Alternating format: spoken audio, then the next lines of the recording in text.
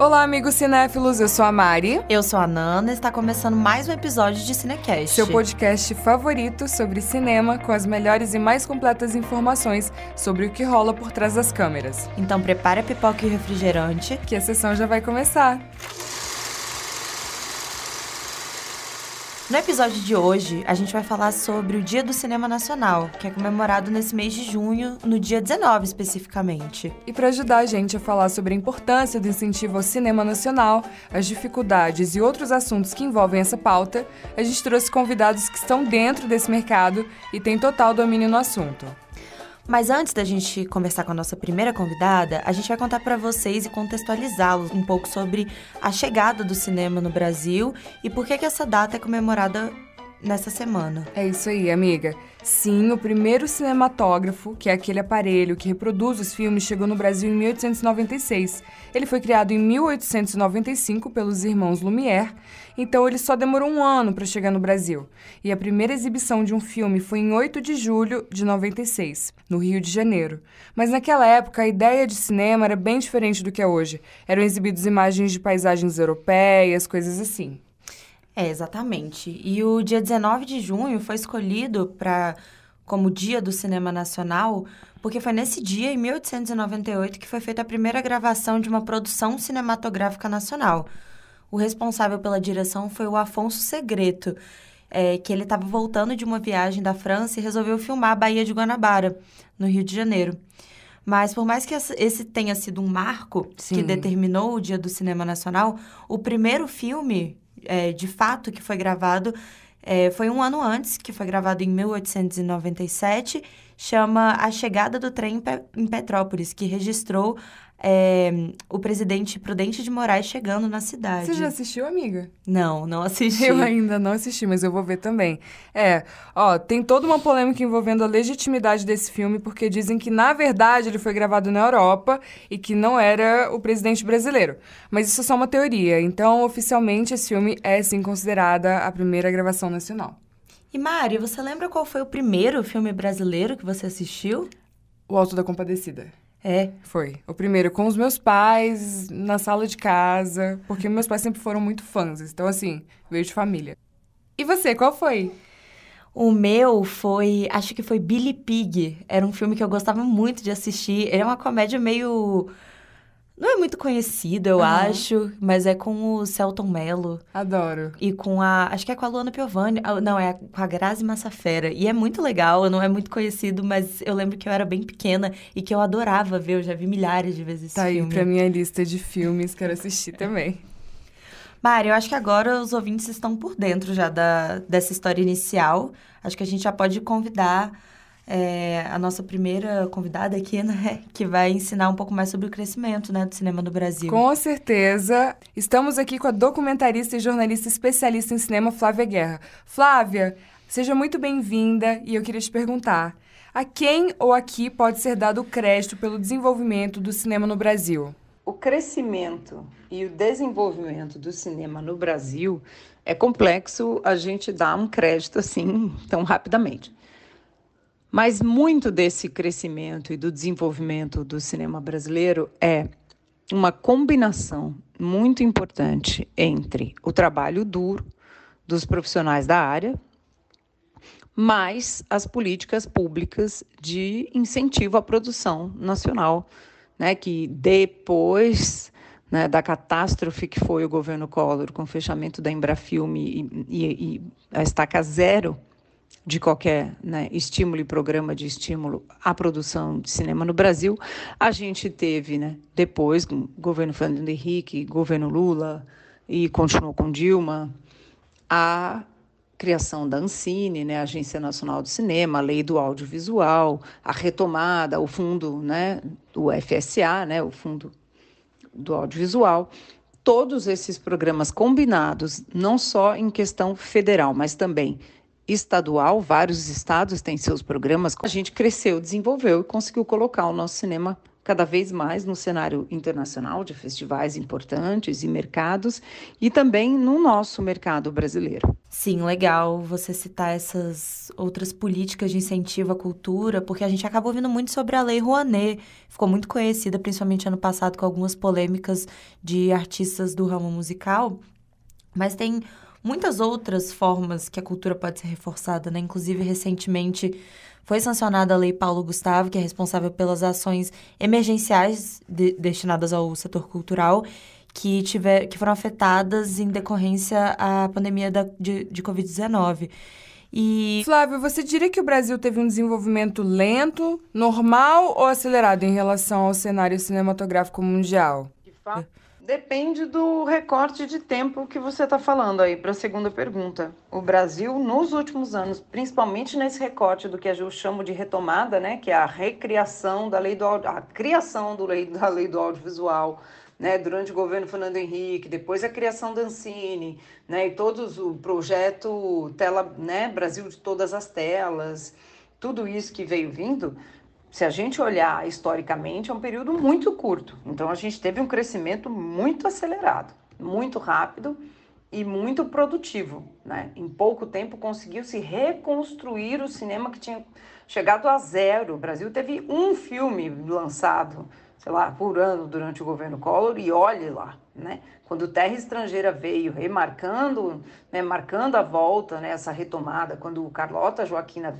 veio também nos anos 90, a gente estava uma terra arrasada mesmo. E desde então, olha todo o percurso que o cinema brasileiro fez. E o que, na sua opinião, falta no cinema brasileiro e o que a gente tem de diferencial? Falta no cinema brasileiro é política pública de continuidade, é política pública que não pare para que a gente consiga, por meio da política pública de incentivo ao nosso audiovisual, assim como todos os outros setores da economia têm, não é uma exclusividade, um privilégio da área de cinema e cultura, colocar nossos filmes no mercado. E eu diria, num segundo momento, que a gente tenha projetos que, além de produzir, lançar os filmes, a gente tem que ter um projeto de lançamento, de marketing, de formação de público muito melhor. Se você comparar com a verba que é gasta pelo cinema norte-americano, por Hollywood, para promover seus filmes, às vezes é maior a verba de promoção e lançamento do que o próprio custo de um filme. A gente no Brasil gasta pouquíssimo, então a gente precisa fazer com que nossos filmes sejam conhecidos. E, além de tudo, as pessoas não sabem que os filmes existem. Com o streaming, os filmes acabam sendo mais descobertos, né? Mas, mesmo assim, a gente ainda está na lógica do algoritmo. Então, se a pessoa não viu o filme brasileiro, não viu um, não viu dois, não deu like, não gostou, não disse tal, o algoritmo também não mostra os filmes brasileiros para elas. E a mídia, em geral, também fica muito refém da agenda de filmes estrangeiros. Então, o que acontece? A gente também tem menos espaço de discussão e de mídia.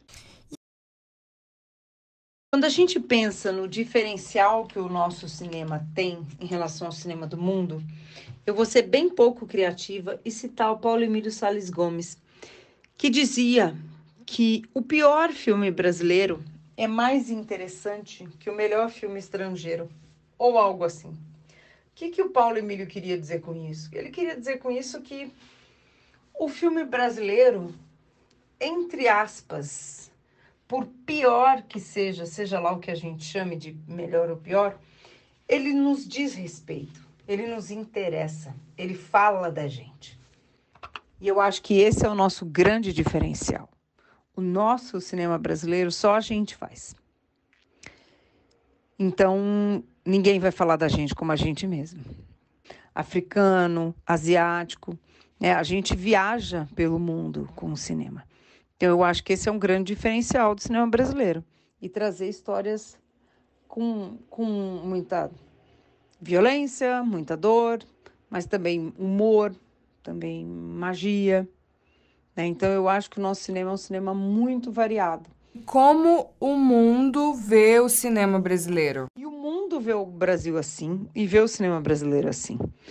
Vê o cinema brasileiro como um cinema que é diferente de todos os outros cinemas, que tem sua característica, mas também tem qualidade internacional. para estar em festivais como Cannes. Levante, por exemplo, um filme de estreia, um longa-metragem de estreia da Lila Ala, acabou de levar o prêmio da crítica no Festival de Cannes de filme de estreia, em todos os filmes do Festival de Cannes, das mostras paralelas, né? Que é a Semana da Crítica, A Um Certo Olhar, a Quinzena dos Realizadores. Isso não é pouca coisa. Que tem os indígenas em primeiro plano, mas é dirigido por 2 não indígenas, né? O João Salavissa, que é português, e a Renina Dremessora, que é brasileira. Já tinham sido premiados com Chuva e a Cantoria na Aldeia dos Mortos em Cannes, há alguns anos, acho que 2018. E agora são premiados de novo. A gente tem um cinema urbano do Capão Redondo, que é o Levante. E a gente tem muitos outros cinemas aí. Então, eu acho que o cinema brasileiro, ele é plural e ele nos interessa. E interessa ao mundo também.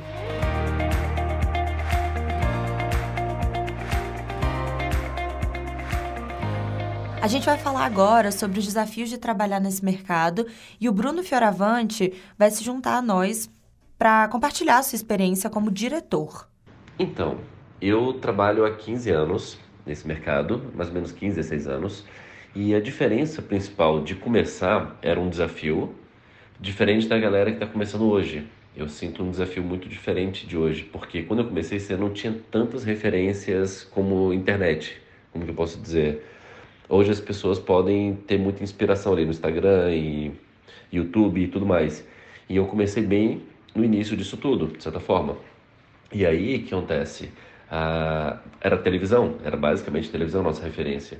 Querido amigo, e diz pra gente, como você escolheu entrar nessa profissão? Como é que foi sua trajetória? Eu comecei fazendo clipes alternativos, de certa forma, e as coisas foram acontecendo, até que chegou num ponto que eu consegui entrar nesse mercado. Só que aí, o desafio continua, porque você sempre tem que estar atualizado, você sempre tem que mostrar uma coisa nova, e as redes sociais e o formato de entrega hoje dos materiais vão evoluindo. Bruno, e qual é a dica que você dá para quem tem o sonho de trabalhar com filmagens, assim como você? Hoje você tem muita referência, é o que eu estava falando, eu comecei numa época que você tinha que lutar muito para você conseguir mostrar alguma coisa. Só que hoje você tem que lutar muito para fazer um diferencial, porque muito está igual, tem muita coisa igual na internet. Então hoje você tem que lutar para ser diferente e tentar mostrar seu trabalho de uma forma nova. O difícil hoje é inovar, porque tem muita coisa acontecendo. Mas é isso, eu acho que a pessoa não pode desistir, não se preocupar em ter a melhor câmera logo de cara, que muita gente se preocupa em ter a melhor câmera, e isso é muito errado, e por aí vai.